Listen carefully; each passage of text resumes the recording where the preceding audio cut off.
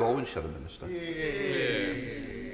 Thank you very much, Mr Speaker. And it's good to hear that the trade negotiations that began when we were in government are progressing well with India.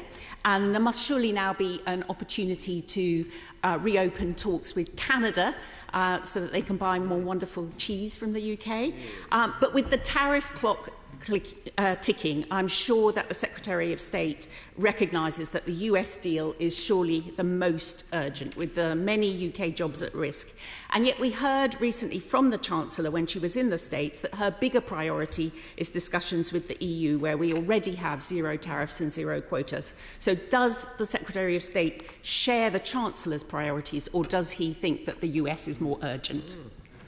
Well, thank her for her earlier comments. She's right. We, as she knows, wanted the previous government to do the India FTA. We're willing to support them fully in order to do that. They weren't able to get that across the line with Canada. The issues, particularly around agriculture, are very similar to the US, and that can be more of a challenging negotiation.